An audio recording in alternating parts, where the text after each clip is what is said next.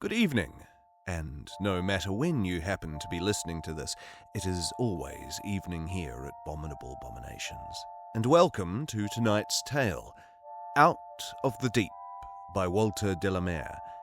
Before we begin, I thought it would be worthwhile to have a wee chat about the story in question, and the hand that held the pen. If you want to skip my witless ramblings and get right to the fireworks factory, as it were, this episode is divided into chapters. I'll see you at the finish line. So, de la Mare is an English author, a fairly prolific one as it happens, whose career spanned the early to mid-20th century. He's best known for his children's stories, poems, The Listeners, I do remember from when I was a kid, and also he's known for psychological horror fiction, which is where our particular interest begins to focus in. Out of the Deep is a fine example of this. It actually rather put me in mind, when I was recording it, of Henry James's The Turn of the Screw, which you can also listen to on this podcast, by the way. Particularly because of the ambiguity of the thing, the attenuated nature of the protagonist, and the subtle horrors, very, very subtle, I will add. There's a quote about Henry James, I forget who by, that said something like, he had a mind so fine no idea could penetrate it. And I think, especially speaking from someone in the year 2025, this particular story rewards close reading and listening. So yeah, definitely rereadable and re-listenable. And most importantly of all, where this really reminds me of Henry James, are the corkscrew sentences of the thing, some of which go on and on and on and on and on and on. It's quite satisfying to navigate as a reader, for the most part, and occasionally fiendish to pass as a narrator. A particular point of interest, actually, aside from the story, is de la Mare's theory of imagination, which does actually have a bearing on Out of the Deep. He said it was something that most children possess, and most go on to lose. There are basically two poles, if I understand it rightly, the sort of intellectual and the visionary imagination, and the latter of which can be forced into abeyance by intrusions of the external world, almost like a shocked snail into its shell. And so, by adulthood, de la Mare proposed, the childlike imagination is either retreated forever, or it's grown bold enough to face the real world. As we will presently see, Jimmy, the protagonist of tonight's tale, doesn't sit easily in either camp. Or does he? I have my own ideas about that, actually, but I'd love to hear yours, if you've time. And also, bonus points if you catch the title drop of the story. Let me know in the comments where it occurs, and I'll give you a shout-out in the next episode. What a thrilling reward that'll be. Right. Okay, that's enough out of me. On with the story. Out of the Deep. The steely light of daybreak, increasing in volume and intensity as the east grew larger with the day, showed clearly at length that the prodigious yet elegant Arabian bed was empty. What might tenderly have cradled the slumbers of some exquisite fair of romance now contained no human occupant at all. The whole immense room, its air dry and thin, as if burnt, was quiet as a sepulchre. To the right of the bed towered a vast and heavily carved wardrobe. To the left, a lofty fireplace of stone flanked by its grinning, frigid dogs. A few cumbrous and obscure oil paintings hung on the walls, and, like the draperies of a proscenium, the fringed and valanced damask curtains on either side the two high windows poured down their motionless cataract of crimson. They had been left undrawn overnight, and yet gave the scene a slight theatricality, a theatricality which the painted nymphs disporting themselves on the ceiling scarcely helped to dispel. Not that these coy and ogling faces suggested any vestige of chagrin at the absence of the young man who, for some weeks past, had shared the long nights with them. They merely smiled on. For, after all, Jimmy's restless head upon the pillow had never really been in harmony with his pompous, inanimate surroundings. The thin, high nose, like the beak of a small ship, Between the fast-sealed lids and narrow cheekbones, the narrow, bird-like brow, the shell of the ear slightly pointed. If, inspired by the distant music of the spheres, the painted creatures had, with this daybreak, broken into song, it would certainly not have been to the tune of "Oh where and oh where is my little dog gone?" There was even less likelihood of Jimmy's voice now taking up their strains from out of the distance. And yet, to judge from their appearance, the tongue within that head might have been that of an extremely vivacious talker, even though, apart from Mrs. Thrips, its talk these last few days had been for the most part with himself. Indeed, as one of his friends had remarked, "Don't you believe it? Jimmy has pots and pots to say, though he don't say it. That's what makes him such a damn good loser."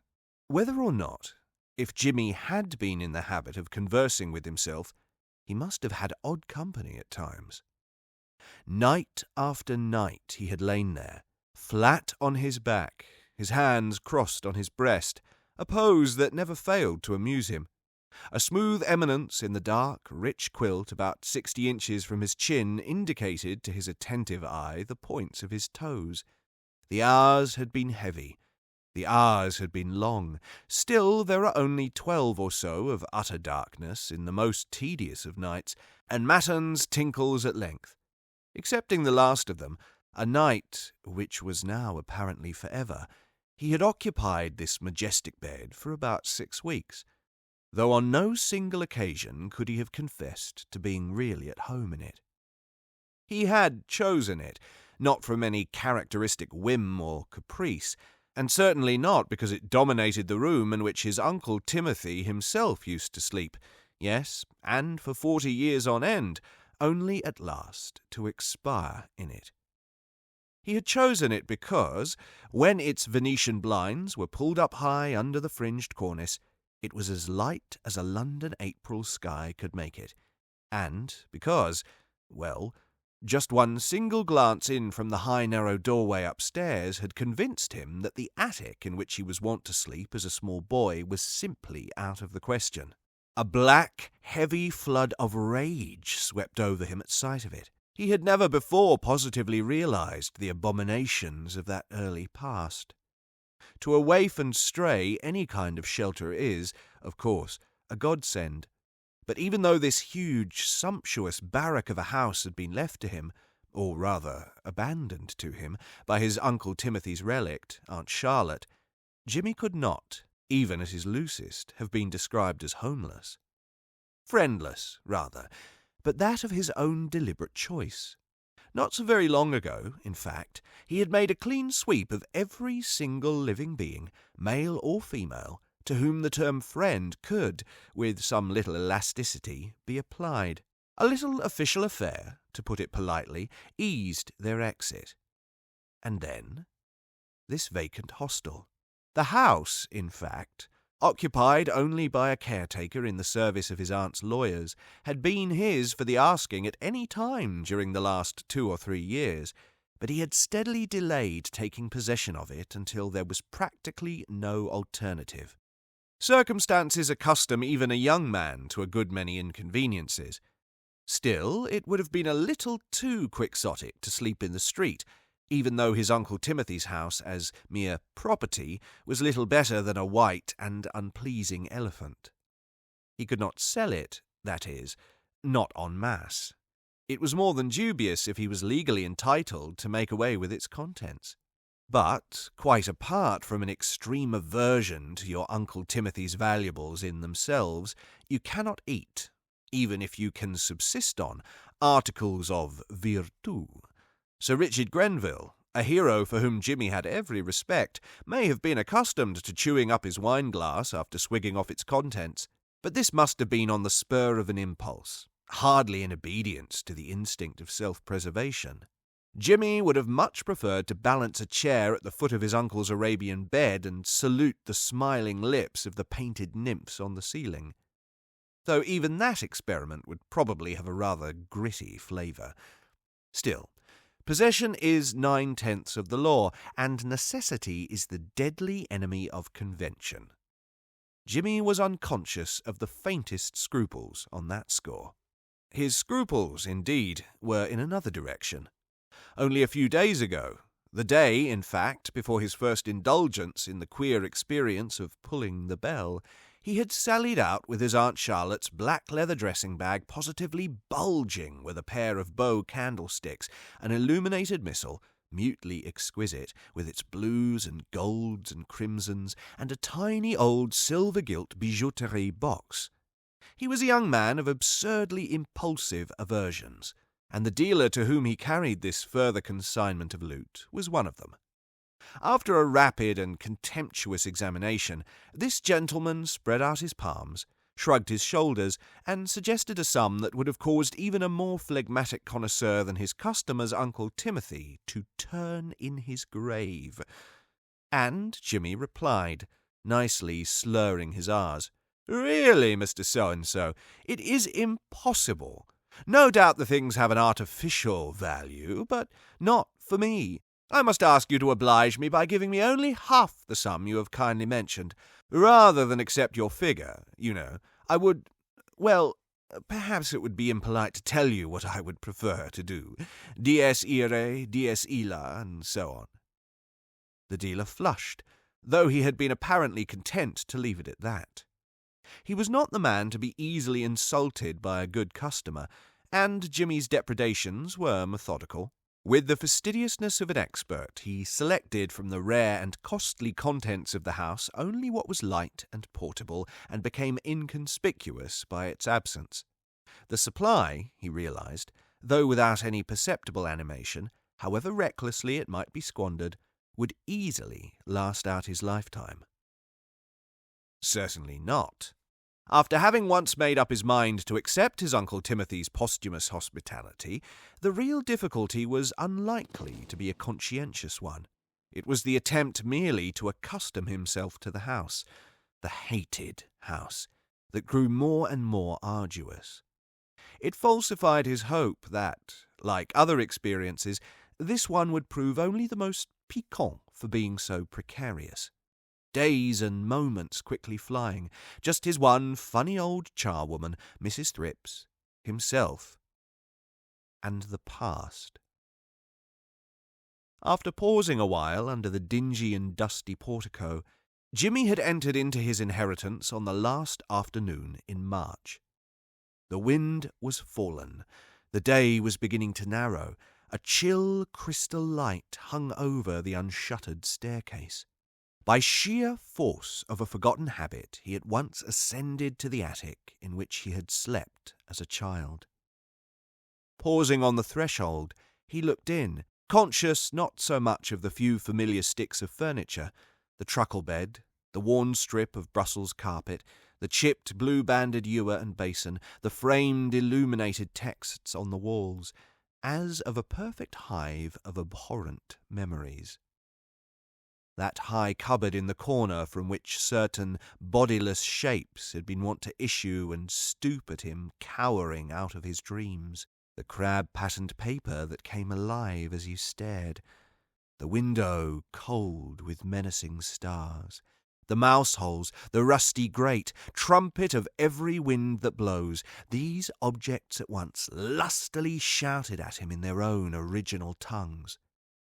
Quite apart from themselves, they reminded him of incidents and experiences which at the time could scarcely have been so nauseous as they now seemed in retrospect.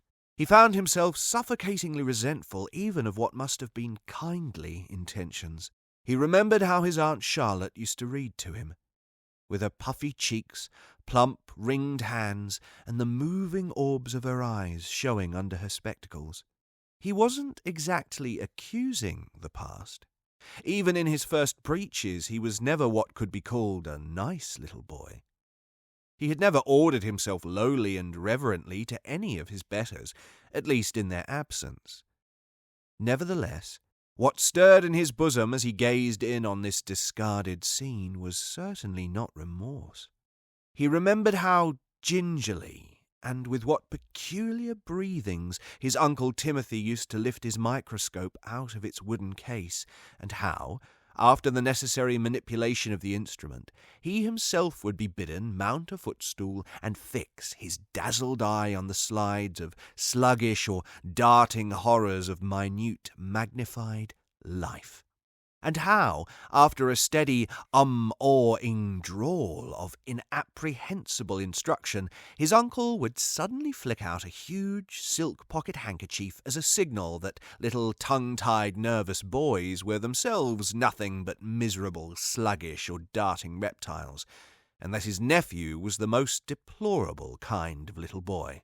Jimmy remembered, too, once asking the loose, bow-shaped old gentleman in his chair if he might himself twist the wheel, and his Uncle Timothy had replied in a loud, ringing voice, and almost as if he were addressing a public meeting, my boy, I say no to that." He said no to most things, and just like that, if he vouchsafed speech at all. And then there was church on Sundays, and his hoop on weekdays in the Crescent, and days when, with nothing to do, little Jimmy had been wont to sit watching the cold, silvery rain on the window, the body he was in slowly congealing the while into a species of rancid suet pudding. Mornings, too, when his Aunt Charlotte would talk nasally to him about Christianity, or when he was allowed to help his uncle and a tall, scared parlour-maid dust and rearrange the contents of a cabinet or bureau. The smell of the air, the check duster, the odious objet d'art, and the ageing old man snorting and looking like a superannuated Silenus beside the neat and frightened parlour-maid, it was a curious thing. Though death, with his lowering grin, had beckoned him off, there he was, alive as ever. And when, amid these ruminations, Jimmy's eyes had at last fixed themselves on the frayed, dangling cord that hung from the ceiling over the truckle bed, it was because he had already explored all that the name Soames had stood for. Soames the butler, a black-clothed, tub-bellied, pompous man that might have been his Uncle Timothy's impoverished first cousin, or illegitimate stepbrother. Soames. Soames used frequently to wring Jimmy's then protuberant ears. Soames sneaked habitually, and with a sort of gloating piety on his drooping face, was invariably present at the subsequent castigation.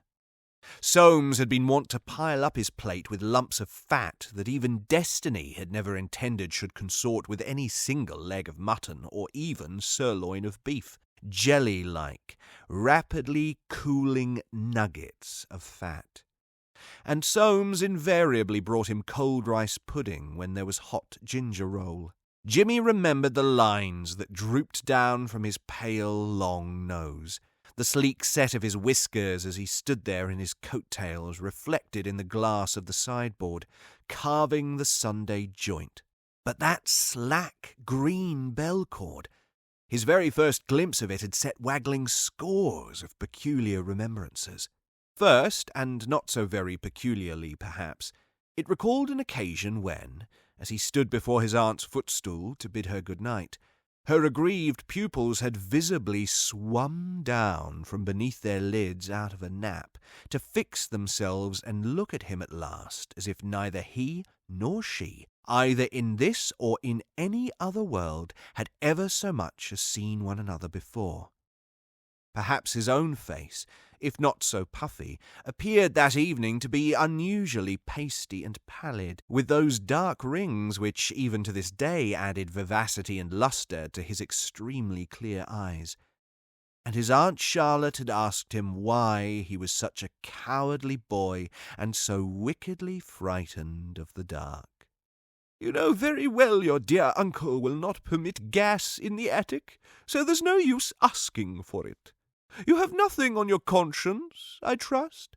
You have not been talking to the servants?" Infallible liar, he had shaken his head, and his Aunt Charlotte in return wagged hers at him. "It's no good staring in that rebellious, sullen way at me. I have told you repeatedly that if you are really in need of anything, just ring the bell for Soames. A good little boy with nothing on his conscience knows that God watches over him. I hope you are at least trying to be a good little boy. There is a limit even to your uncle's forbearance." It was perfectly true. Even bad little boys might be watched over in the dead of night, and as for his Uncle Timothy's forbearance, he had discovered the limitations of that fairly early in life. Well, it was a pity, he smiled to himself, that his Aunt Charlotte could not be present to see his Uncle Timothy's bedroom on that first celebration of their prodigal nephew's return. Jimmy's first foray had been to range the house from attic to cellar, where he had paused to rest, for candlesticks. And that night something like 6 dozen of the best wax watched over his heavy and galvanic slumbers in the Arabian bed. Aunt Charlotte, now rather more accustomed to the dark even than Jimmy himself, would have opened her eyes at that. Gamblers are naturally superstitious folk, he supposed, but that was the queerest feature of the whole thing. He had not then been conscious of even the slightest apprehension or speculation. It was far rather a kind of ribaldry than any sort of foreboding that had lit up positive constellations of candles as if for a princely cardinal's lying in state. It had taken a devil of a time, too. His Uncle Timothy's port was not the less potent for a long spell of obscure mellowing, and the hand that held the taper had been a shaky one. Yet it had proved an amusing process, too. Almost childish. Jimmy hadn't laughed like that for years. Certainly until then he had been unconscious of the feeblest squeamish inkling of anything, apart from old remembrances, peculiar in the house. And yet, well, no doubt even the first absurd impulsive experiment that followed had shaken him up. Its result would have been less unexpected if he hadn't made a point and almost a duty of continually patrolling the horrible old vacant London mansion. Hardly a day had lately passed, and there was nothing better to do, but it found him on his rounds. He was not waiting for anything, except for the hour, maybe, when he would have to wait no more. Nevertheless, faithful as the sentinel on Elsinore's hoary ramparts, he would find himself day after day treading almost cat-like on from room to room, surveying his paradoxical inheritance, jotting down a list in a nice order of the next sacrifices, grimacing at the Ming divinities, and pirouetting an occasional long nose at the portraits on the walls. He had sometimes had a few words, animated ones too, with Mrs. Thrips, and perhaps if he could have persuaded himself to talk sensibly and not to gesticulate, not to laugh himself so easily into a fit of coughing, she would have proved better company. She was amazingly honest and punctual and quiet, and why to heaven a woman with such excellent qualities should customarily wear so scared a gleam in her still, colourless eyes, and be so idiotically timid and nervous in his company, he could not imagine. She was being paid handsome wages anyhow, and, naturally, he was aware of no rooted objection to other people helping themselves, at least if they managed it as skillfully as he did himself.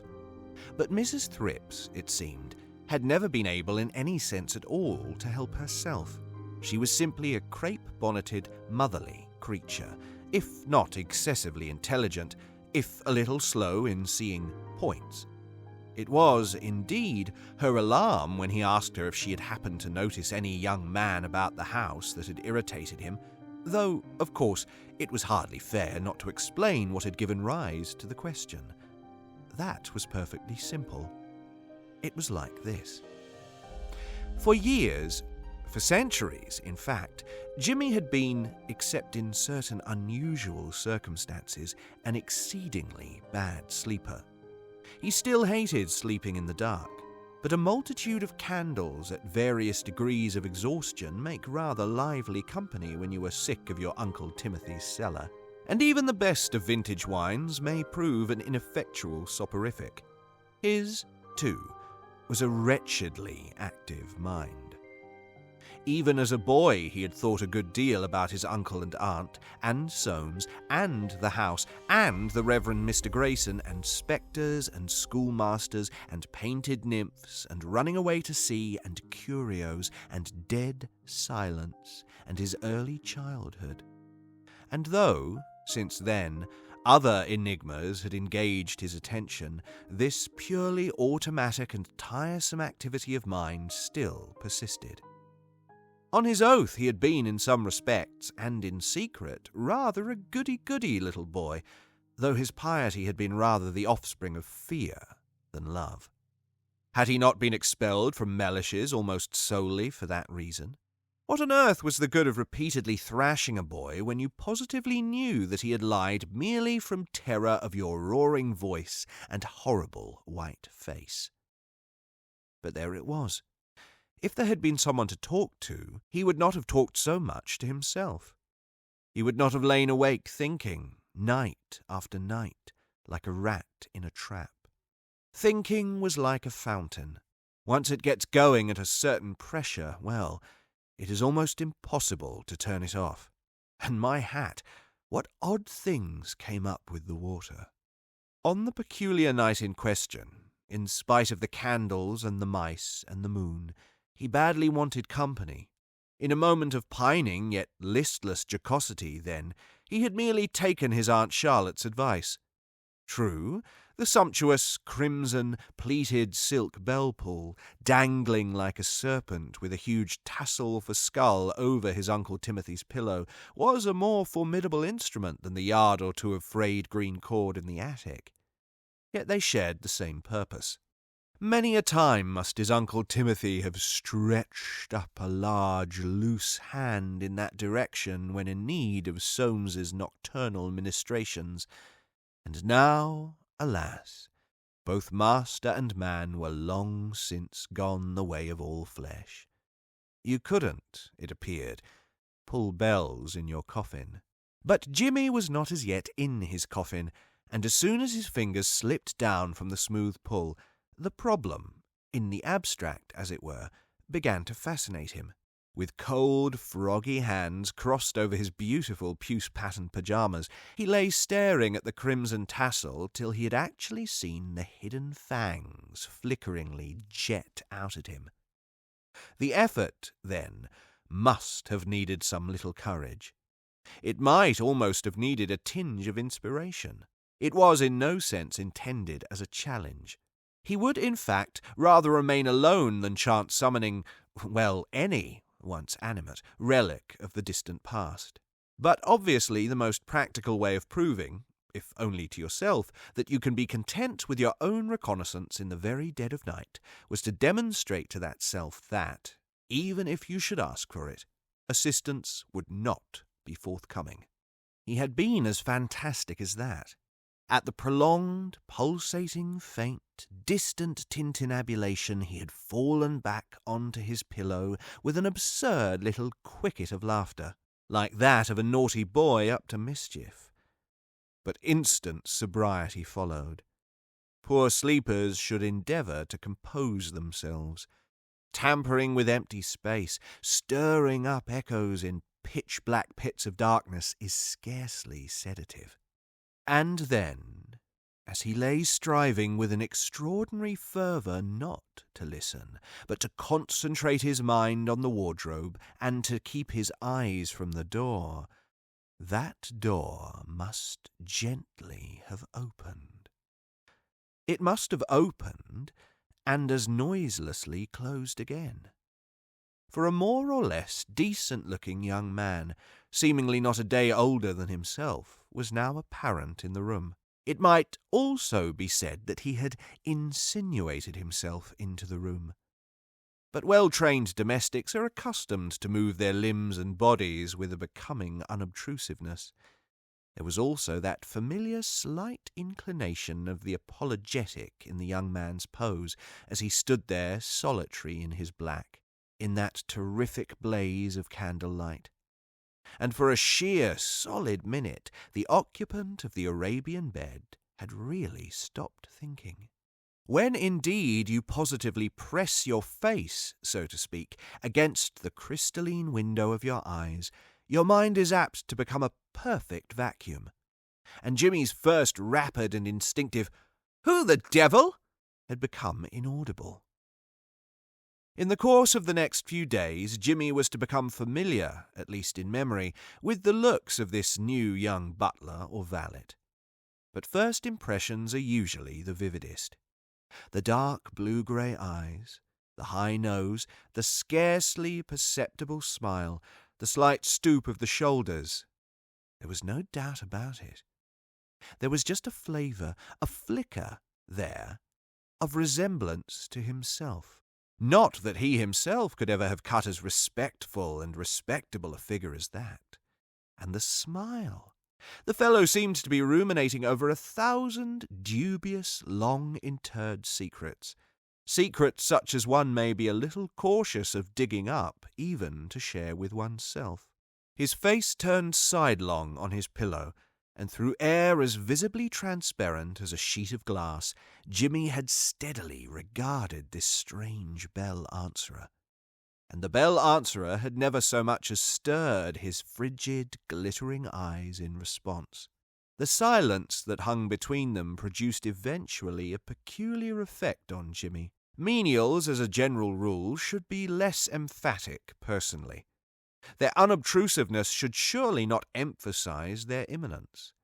It had been Jimmy who was the first to withdraw his eyes, only once more to find them settling as if spellbound on those of his visitor. Yet, after all, there was nothing to take offence at in the young man's countenance or attitude. He did not seem even to be thinking back at the bell-puller, but merely to be awaiting instructions. Yet Jimmy's heart at once rapidly began to beat again beneath his icy hands, and at last he made a perfectly idiotic response.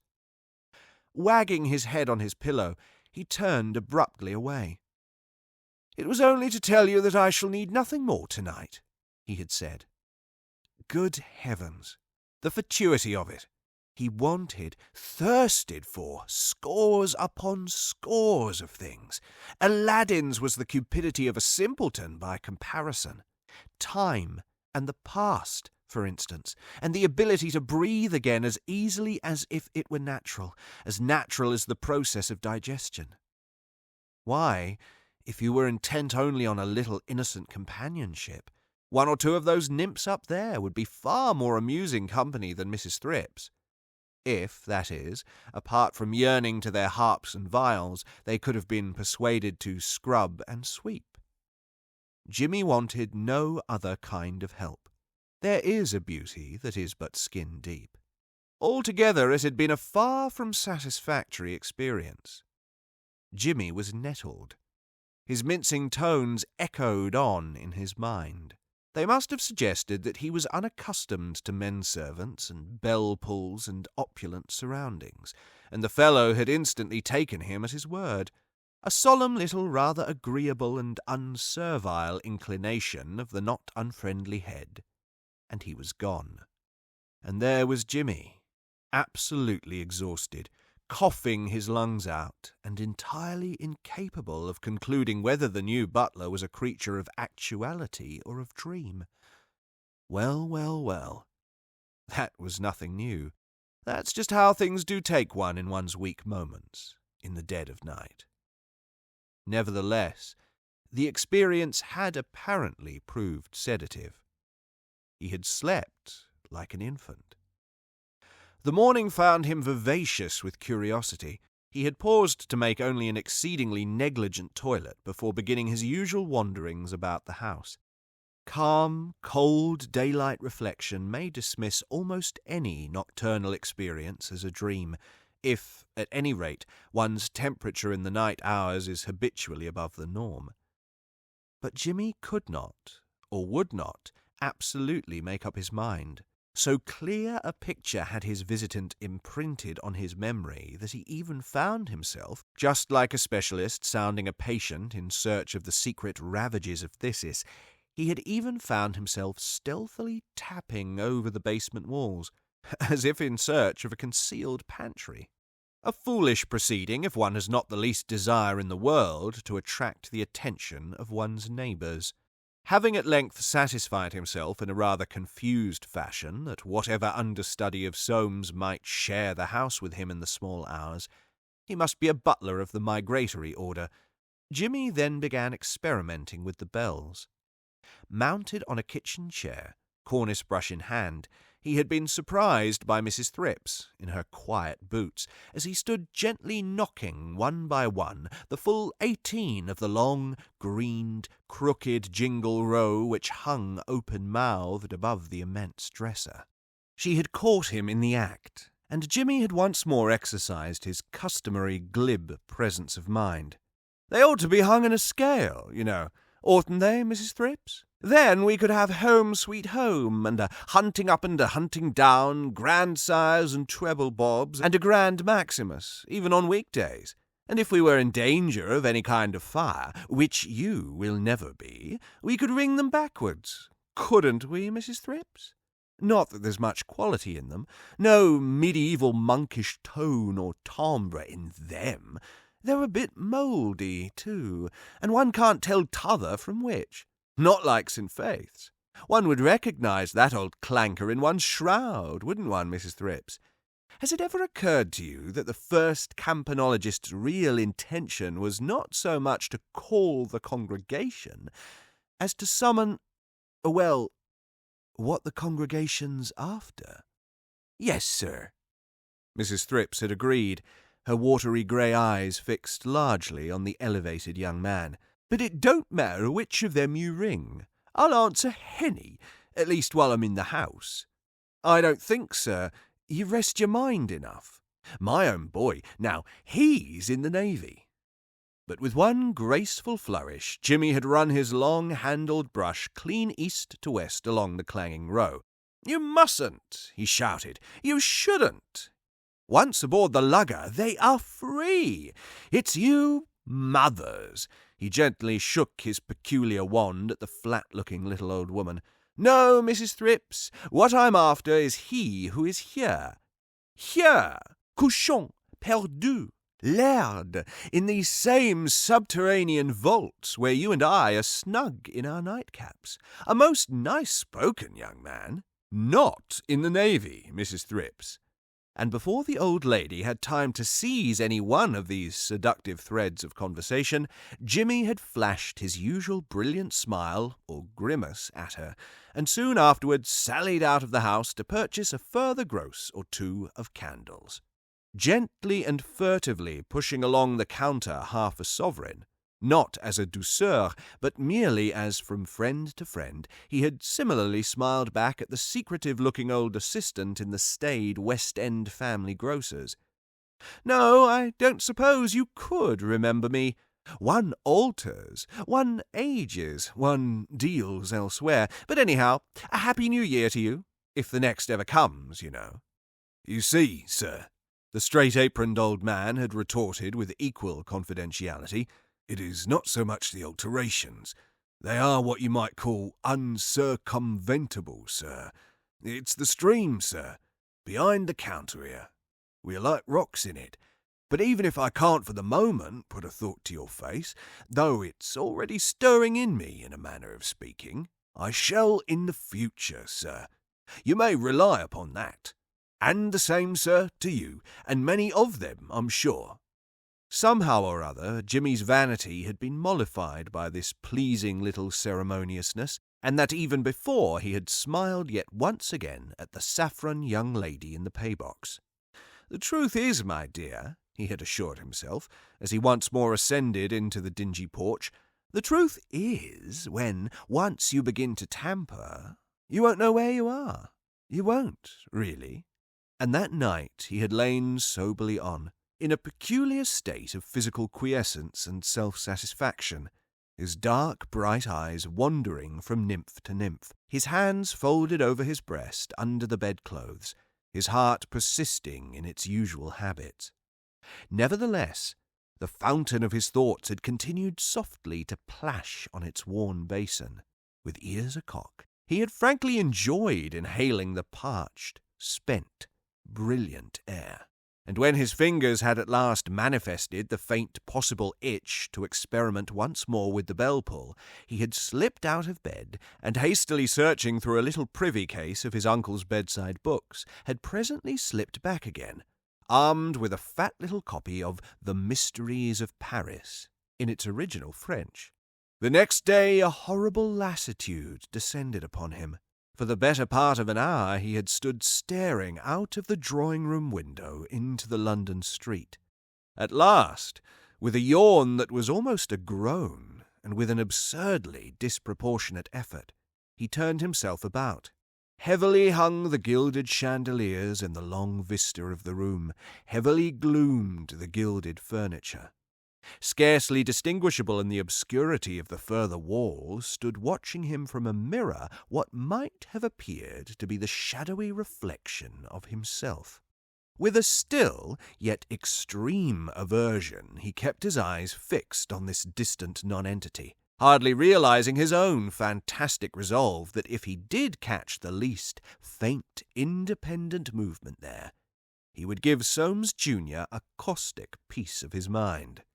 He must have been abominably fast asleep for 2 hours when, a night or two afterwards, he had suddenly awakened, sweat streaming along his body, his mouth stretched to a long, narrow O, and his right hand clutching the bell-rope, as might a drowning man at a straw. The room was a-drowse with light. All was still. The flittering horrors between dream and wake in his mind were already thinning into air. Through their transparency he looked out once more on the substantial, the familiar. His breath came heavily, like puffs of wind over a stormy sea, and yet a profound peace and tranquillity was swathing him in. The relaxed mouth was now faintly smiling. Not a sound, not the feeblest, distant, unintended tinkling was trembling up from the depths. And for a moment or two the young man refrained even from turning his head at the soundless opening and closing of the door. He lay fully conscious that he was not alone, that quiet eyes had him steadily in regard. But, like rats, his wits were beginning to busy themselves again. Sheer relief from the terrors of sleep, shame of his extremity and weakness, a festering sense of humiliation. Yes, he must save his face at all costs. He must put this preposterous spying valet in his place. Oddly enough, too, out of the depths a peculiar little vision of recollection had inexplicably obtruded itself into consciousness. It would be a witticism of the first water. "They are dreadfully out of season, you know," he began murmuring affectedly into the hush. "Dreadfully. But what I'm really pining for is a bunch of primroses. A primrose by the river's brim must be a little conservative." His voice was once more trailing off into a maudlin drowsiness. With an effort he roused himself, and now, with an extremely sharp twist of his head, he turned to confront his visitor. But the room was already vacant, the door ajar, and Jimmy's lids were on the point of closing again, sliding down over his tired eyes like leaden shutters which no power on earth could hinder or restrain, when, at the faintest far whisper of sound, they swept back suddenly and almost incredibly wide to drink in all they could of the spectacle of a small, odd-looking child who at that moment had embodied herself in the doorway. She seemed to have not the least intention of returning the compliment. Her whole gaze, from out of her fair flaxen pigtailed face, was fixed on the coarse blue-banded kitchen bowl which she was carrying with extreme care and caution in her 2 narrow hands.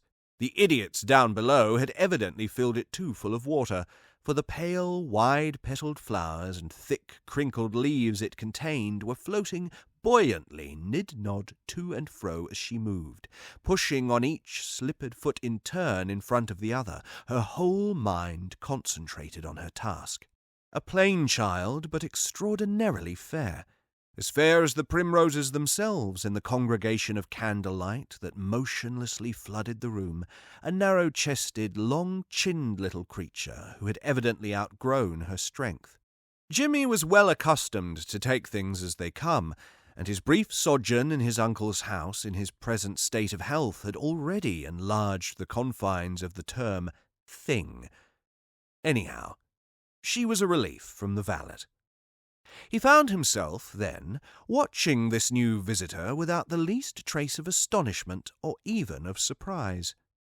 And as his dark eyes coursed over the child, he simply couldn't decide whether she most closely took after Soames Jr. or Mrs. Thrips.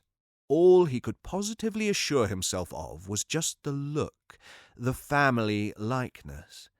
And that in itself was a queerish coincidence, since whatever your views might be regarding Soames Jr., Mrs. Thrips was real enough. As real, at any rate, as her scrubbing brush and her wholesome, evil-smelling soap. As a matter of fact, Jimmy was taking a very tight hold of himself. His mind might fancifully be compared to a quiet green swarming valley between steep, rock-bound hills in which a violent battle was proceeding, standards and horsemen and smoke and terror and violence, but no sound. Deep down somewhere he really wanted to be nice to the child. She meant no ill. She was a demure, far-away, harmless-looking creature. Ages ago. On the other hand, he wished to heaven they would leave him alone. They were pestering him. He knew perfectly well how far he was gone, and bitterly resented this renewed interference. And if there was one thing he detested, it was being made to look silly. "I hope you are trying to be a good little boy. You have not been talking to the servants." That kind of thing. It was, therefore, with mixed feelings and with a tinge of shamefacedness that he heard his own sneering, toneless voice insinuate itself into the silence. "And what, Missikins, can I do for you?" What, you will understand, not how. The sneer had degenerated into a snarl. The child at this had not perceptibly faltered. Her face had seemed to lengthen a little, but that might have been due solely to her efforts to deliver her bowl without spilling its contents. Indeed, she actually succeeded in doing so, almost before Jimmy had time to withdraw abruptly from the little gilt-railed table on which she deposited the clumsy pot. Frock, pigtail, red hands, she seemed to be as real a fellow creature as you might wish to see. But Jimmy stared quizzically on. Unfortunately, primroses have no scent, so that he could not call on his nose to bear witness to his eyes, and the congested conflict in the Green Valley was still proceeding. The child had paused. Her hands hung down now as if they were accustomed to service, and her pale blue eyes were fixed on his face in that exasperating manner which suggests that the owner of them is otherwise engaged. Not that she was looking through him. Even the sharpest of his female friends had never been able to boast of that little accomplishment. She was looking into him, and as if he had occupied time rather than space. Or was she? Sneered that weary inward voice again. Was she merely waiting for a tip? "Look here," said Jimmy, dexterously raising himself to his elbow on the immense lace-fringed pillow. "It's all very well. You have managed things quite admirably, considering your age and the season and so on. But I didn't ask for primroses. I asked for violets. That's a very old trick. Very old trick."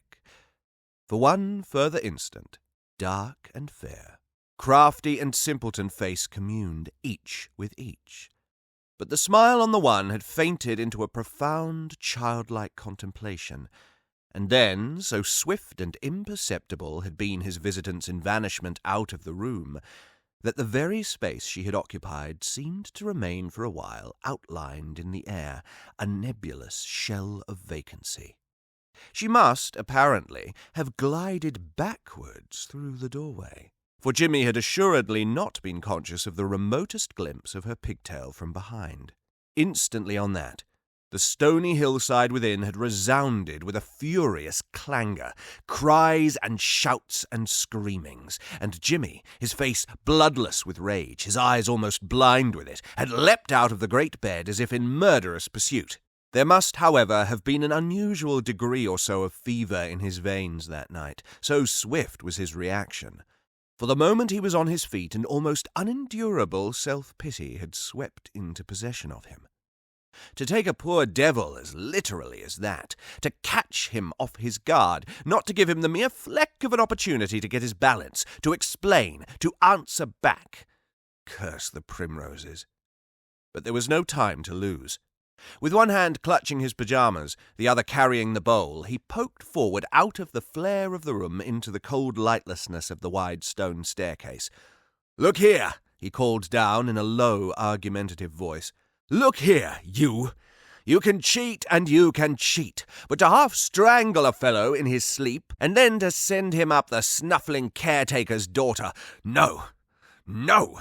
Next time, you old make-believe, we'd prefer company a little more congenial." He swayed slightly, grimacing vacantly into the darkness, and listening to his speech as dimly as might a somnambulist to the distant roar of falling water. And then, poor benighted creature, Jimmy tried to spit, but his lips and tongue were dry, and that particular insult was spared him.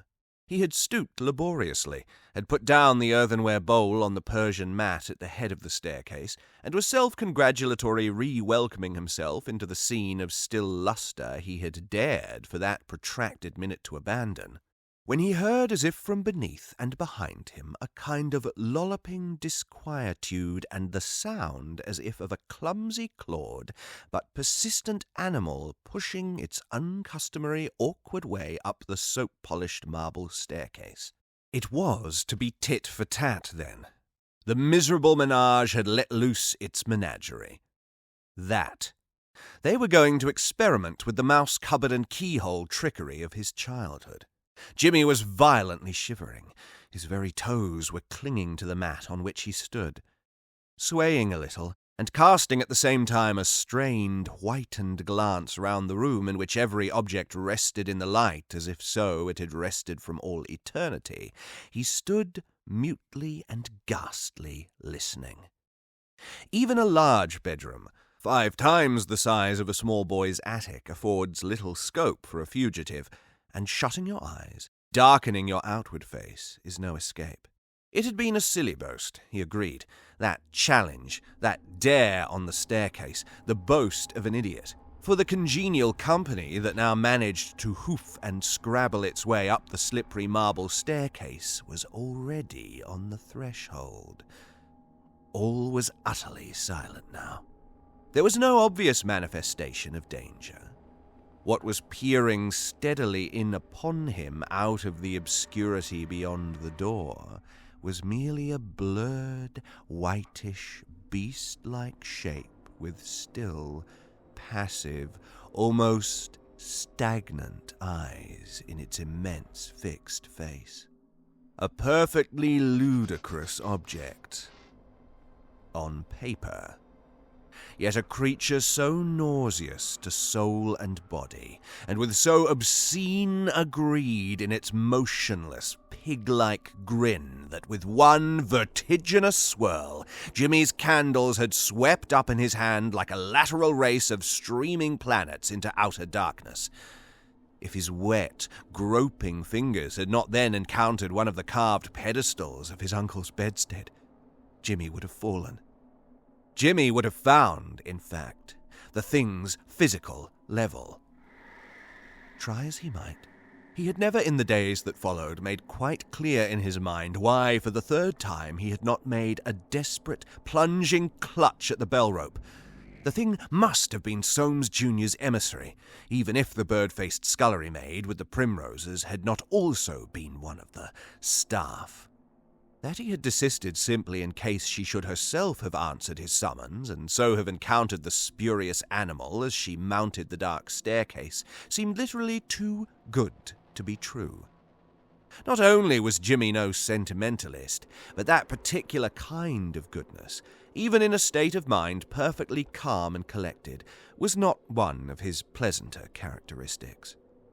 Yet facts are facts, even comforting ones, and unless his memory was utterly untrustworthy, he had somehow contrived to regain his physical balance. Candelabrum in hand, he had actually, indeed, at last emerged from the room, and stooped his dark head over the balusters in search of what unaccountably had not awaited his nearer acquaintance. And he must have, flung the substantial little blue-banded slop basin, primroses and all, clean straight down in the direction of any kind of sentient target that happened to be in its way. "You do understand, Mrs. Thrips," he had afterwards solemnly explained, "I don't care to be disturbed, and particularly at night. All litter should, of course, be immediately cleared away. That's merely as things go in a well-regulated household, as, in fact, they do go. And I see you have replaced the 1 or 2 little specimens I was looking over out of the cabinet on the staircase. Pretty things, too, though you hadn't the advantage of being in the service of their late owner, my uncle, as I was. Of course, too, breakages cannot be avoided. There, I assure you, you are absolutely free. Moth and rust, Mrs. Thrips? No, all that I was merely inquiring about at the moment is that particular pot. There was an accident last night. Primroses and so on, and one might have expected, one might almost have sworn, Mrs. Thrips, that at least a shard or two, as the psalmist says, would have been pretty conspicuous even if the water had completely dried away. Not that I heard the smash, mind. I don't go so far as that, nor am I making any insinuations whatever. You are the best of good creatures, you are indeed, and it's no good looking at me like Patience on a monument, because at present life is real and life is earnest. All I mean is that if one for a single moment ceases to guide one's conduct on reasonable lines, well, one comes a perfectly indescribable cropper, Mrs. Thrips, like the pot. Mrs. Thrips's grey, untidy head had remained oddly stuck out from her body throughout the harangue. "No, sir," she repeated once more. "High and low I've searched the house down, and there isn't a shadder of what you might be referring to. Not a shadder. And once more, I ask you, sir, let me call in Dr. Stokes. He's a very nice gentleman, and one as keeps what should be kept as close to himself as it being his duty he sees right and proper to do. Chasing and racketing of yourself up and down these runs of naked stairs in the dead of night is no proper place for you, sir, in your state.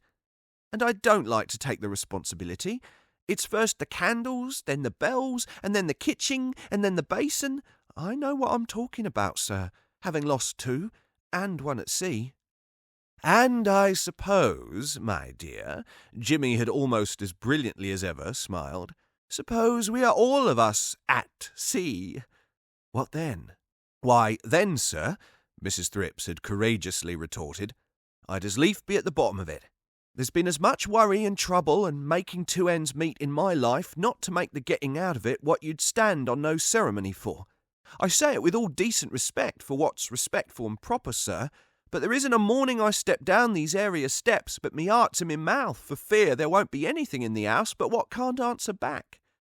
It's been a struggle to keep on, sir, and you as generous a gentleman as need be, if only you'd remain warm and natural in your bed when once there." A little inward trickle of laughter had entertained Jimmy as he watched the shapeless, patient old mouth utter these last few words. "That's just it, Mrs. Thrips," he had replied softly. "You've done for me far more effectively than anyone I care to remember in my insignificant little lifetime. You have indeed." Jimmy had even touched the hand bent like the claw of a bird around the broom handle. "In fact, you know, and I'm bound to confess it as gratefully as need be, they are all of them doing for me as fast as they can. I can't complain, not the least little bit in the world.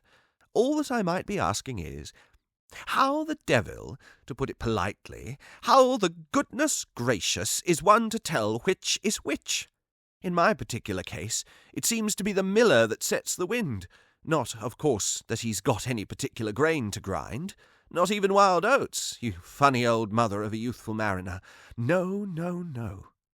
Even the fact that there wasn't perhaps any pot at all, you will understand, doesn't positively prove that neither could there have been any primroses. And before next January's 4 months old, we shall be at the end of yet another April, at least. And a sort of almost bluish pallor had spread like a shadow over his face. At least you will be. All of which is only to say, dear madam, as Beaconsfield remarked to old Vic, that I am thanking you now.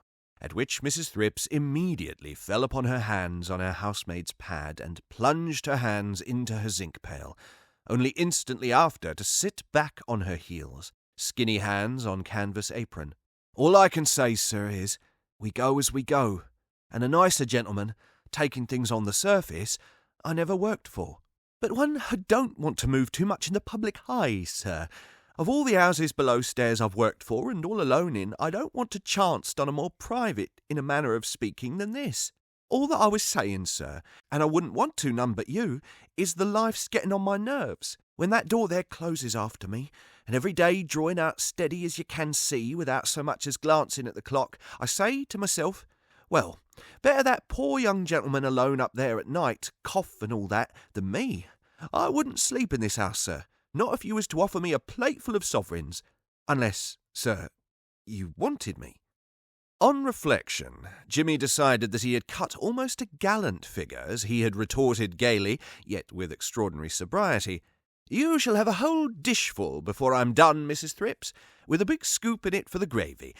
But on my oath, I assure you there's absolutely nothing or nobody in this old barn of a museum except you and me.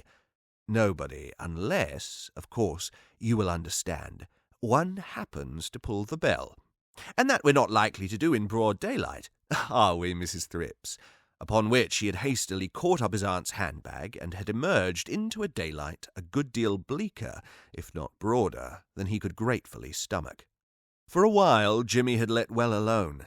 Indeed, if it had been a mere matter of choice, he would far rather have engaged in a friendly and jocular conversation of this description with his old charwoman than in the endless monologues in which he found himself submerged on other occasions. One later afternoon, for instance, at 3:30 by his watch, sitting there by a small fire in the large, muffled drawing-room, he at length came definitely to the conclusion that some kind of finality should be reached in his relations with the night staff in his Uncle Timothy's. It was pretty certain that his visit would soon be drawing to a close. Staying out at night until he was almost too exhausted to climb down to the pavement from his hansom, the first April silver of dawn warning the stark and empty chimney-pots, had proved a dull and tedious alternative. The mere spectre of gaiety, he concluded, as he stared at the immense picture of the Colosseum on his Uncle Timothy's wall, may have as boring a time as must the slaves who cleaned out the cages of the lions that ate the Christians. And snapping out insults at former old cronies who couldn't help their faces being as tiresome as a whitewashed pigsty had soon grown wearisome. Jimmy, of course, was accustomed to taking no interest in things which did not interest him, but quite respectable people could manage that equally well. What fretted him almost beyond endurance was an increasing inability to keep his attention fixed on what was really there. What at least all such respectable people, one might suppose, would unanimously agree was there. A moment's fixture of the eyes, and he would find himself steadily listening, now in a creeping dread that somewhere, down below, there was a good deal that needed an almost constant attention, and now in sudden alarm that, after all, there was absolutely nothing. Again and again in recollection he had hung over the unlightened staircase, listening in an extremity of foreboding for the outbreak of a rabbit-like, childish squeal of terror which would have proved— well, what would it have proved? My God, what a world! You can prove nothing. The fact that he was all but certain that any such intolerably helpless squeal never had wailed up to him out of its pit of blackness could be only a partial consolation. He hadn't meant to be a beast. It was only his facetious little way, and you would have to be something pretty piggish in pigs to betray a child, however insubstantial, into the nausea and vertigo he had experienced in the presence of that unspeakable abortion. The whole thing had become a fatuous obsession. If, it appeared, you only remained solitary and secluded enough, and let your mind wander on in its own sweet way, the problem was almost bound to become, if not your one and only, at least your chief concern. Unless you were preternaturally busy and preoccupied, you simply couldn't live on and on in a haunted house without being occasionally reminded of its ghosts. To dismiss the matter as pure illusion, the spectral picturing of life's fitful fever, might be all very well. That is, if you had the blood of a fish. But who on earth had ever found the world the pleasanter and sweeter a place to bid goodbye to simply because it was obviously substantial, whatever that might mean?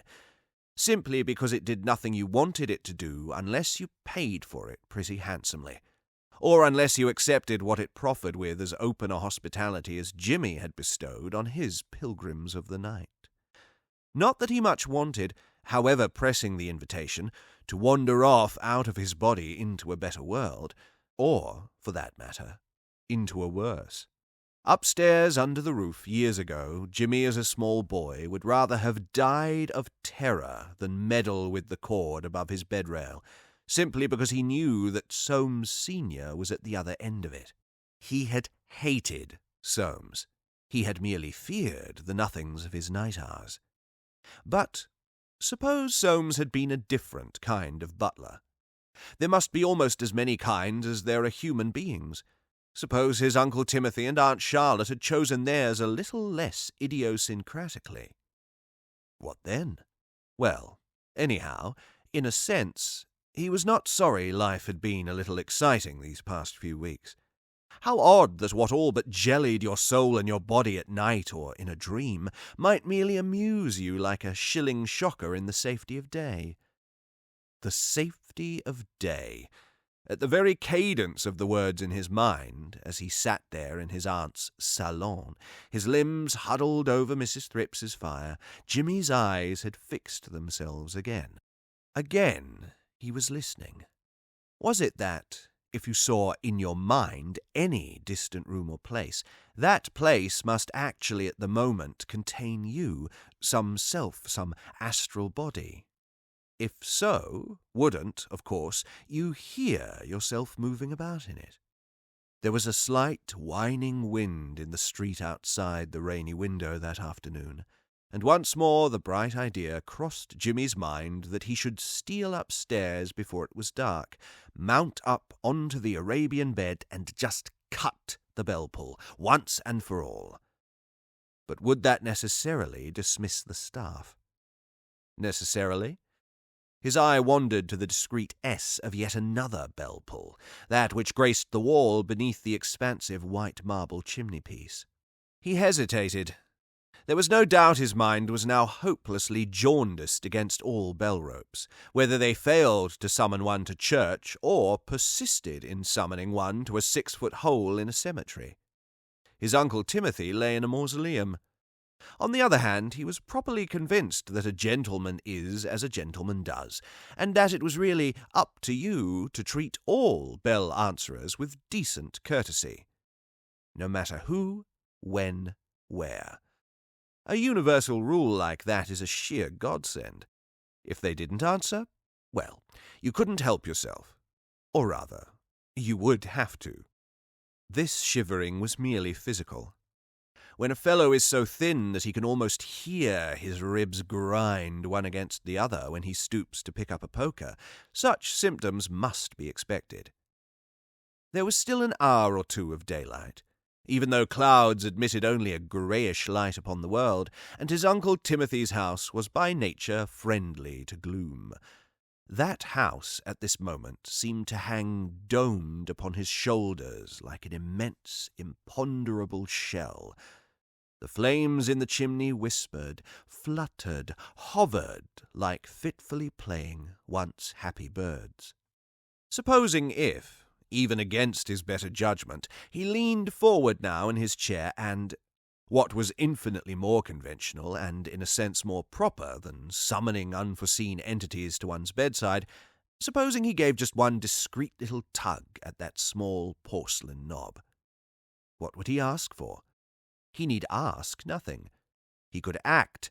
Yes, if he could be perfectly sure that some monstrous porcine cacodemon akin to the shapes of childish nightmare would come hoofing up out of the deeps at his behest, well, he would chance it. He would have it out with the brute. It was still day. But maybe the ear of pleasanter visitors might catch the muffled tinkle. In the young man's mind there was now no vestige of jocularity. In an instant's lightness of heart he had once thought of purchasing from the stiff-aproned old assistant at his Aunt Charlotte's family grocer's a thumping big box of chocolates. Why, just that one small bowl in Famille Rose up there could be bartered for the prettiest little necklet of seed pearls. She had done her best, with her skimpy shoulders, skimpier pigtail, and soda-reddened hands. Pigtail! But no, you might pull real bells. To pull dubiously genuine pigtails seemed now a feeble jest. The old Jimmy of that kind of facetiousness was a thing of the past. Apart from pigs and tweeny maids, what other peculiar emanations might in the future respond to his summonings? Jimmy's exhausted imagination could only faintly prefigure. For a few moments a modern St. Anthony sat there in solitude in the vast, half-blinded London drawing-room, while shapes and images and apparitions of memory and fantasy sprang into thin being and passed away in his mind. No. Do to the book, quench the candles, ring the bell, amen, amen. He was done with all that. Maledictions and anathemas, they only tangled the hank.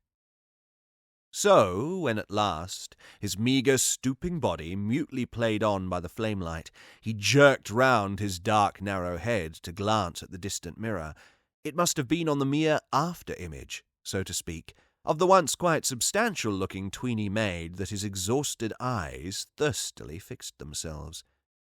She was there. Over there, where Soames Jr. had more than once taken up his obsequious station. She was smiling, if the dusk of the room could be trusted that far, and not through, but really at Jimmy. She was fairer than ever, fairer than the flaxenest of nymphs on his uncle's ceiling, fairer than the saffronest of young ladies in the respectablest of family grocers, fairer even than— Jimmy hung on this simple vision, as did Dives on the spectacle of Lazarus in bliss. At once, of course, after his very first sigh of relief and welcome, he had turned back on his lips a glib little speech suggesting forgiveness, let old acquaintance be forgot, that kind of thing. He was too tired even to be clever now. And the oddest of convictions had at once come into his mind, seemed almost to fill his body even, that she was waiting for something else. Yes, she was smiling as if in hope. She was waiting to be told to go. Jimmy was no father. He didn't want to be considerate to the raw little creature, to cling to her company for but a few minutes longer, with a view to returns in kind. No, nothing of that. "Oh, my God, a voice groaned within him, but not at any unprecedented jag or stab of pain. The child was still waiting, quite quietly there, as if a shadow, as if a secret and obscure ray of light. And it seemed to Jimmy that in its patient face hung veil upon veil of uncountable faces of the past, in paint, stone, actuality, dream, that he had glanced at or brooded on in the enormous history of his life. That he may have coveted, too, and, as well as his rebellious features could and would, he smiled back at her. "I understand, my dear." He drew back his dry lips to explain. "Perfectly. And it was courtesy itself of you to look in when I didn't ring. I didn't. I absolutely put my tongue out at the grinning old knob. But no more of that. One mustn't talk for talking's sake. Else, why all those old Trappists, though none of 'em such a bag of bones as me, I bet. But without jesting, you know—" Once more a distant voice within spoke in Jimmy's ear. "It's important," it said. "You really must hold your tongue until, well, it holds itself." But Jimmy's face continued to smile. And then, suddenly, every vestige of amusement abandoned it. He stared baldly, almost emptily at the faint inmate of his solitude. "All that I have to say," he muttered, "is just this. I have Mrs. Thrips. I haven't absolutely cut the wire.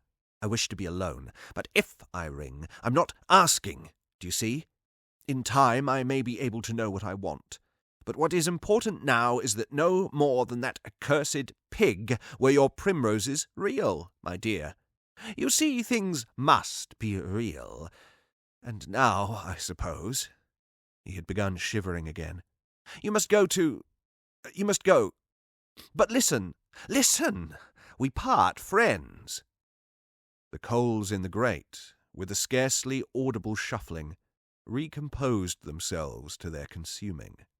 When there hasn't been anything there, nothing can be said to have vanished from the place where it has not been. Still, Jimmy had felt infinitely colder and immeasurably lonelier when his mouth had thus fallen to silence, and he was so empty and completely exhausted that his one apprehension had been lest he should be unable to ascend the staircase to get to bed. There was no doubt of it. His ultimatum had been instantly effective. The whole house was now preternaturally empty. It was needless even to listen to prove that. So absolute was its pervasive quietude that when at last he gathered his bones together in the effort to rise, to judge from the withering colour of the cinders and ashes in the fireplace, he must have been for some hours asleep, and daybreak must be near. He managed the feat at last, gathered up the tartan travelling shawl that had tented in his scarecrow knees, and lit the only candle in its crystal stick in his Aunt Charlotte's drawing-room, and it was an almost quixotically peaceful, though forebodeful Jimmy who, step by step, the fountain of his thoughts completely stilled, his night-mind as clear and sparkling as a cavern bedangled with stalagmites and stalactites, climbed laboriously on and up from wide, shallow marble stair to stair. He paused in the corridor above, but the nymphs within, muses, graces, fates, what not, piped in vain their mute decoy. His Uncle Timothy's Arabian bed in vain summoned him to its downy embraces. At the wide-open door he brandished his guttering candle in a last smiling gesture of farewell, and held on.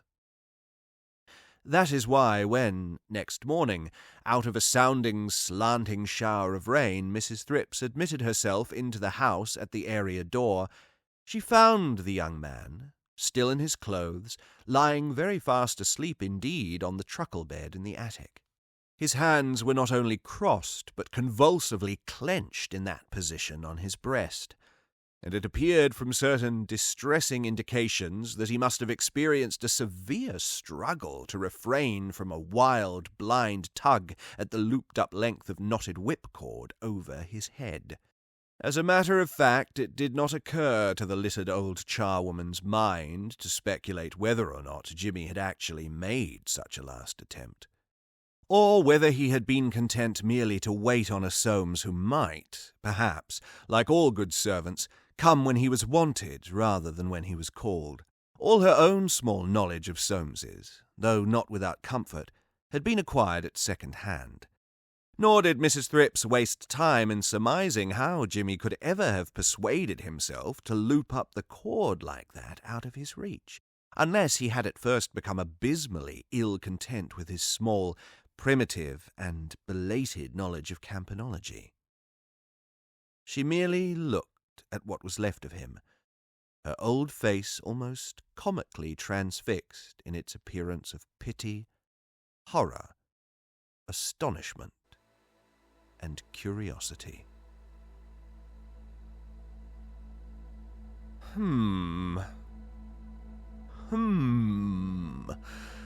Sounding kind of like that Onion Knight in Dark Souls 3. Well, I don't quite know what to make of that one. Do you? I have my theories, my conjectures, my questions. To perhaps lower the tone a little, I will say that those Edwardians knew as well as, if not better, how to weave a vibe than our writers of chivalry fiction today. If you've enjoyed this episode, stick around. We've got a story coming up next week, and the week after that, and the week after that, and so on ad infinitum. I do this all myself, so if you'd like to toss a few coins into the metaphorical cup to keep the lights on, I'd be ever so grateful. There's a Ko-fi or Ko-fi link in the description. And with that, I will bid you good night and farewell for now.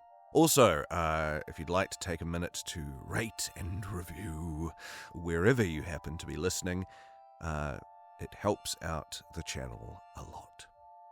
And with that, I will bid you good night and farewell for now. But take care. It's a scary world out there.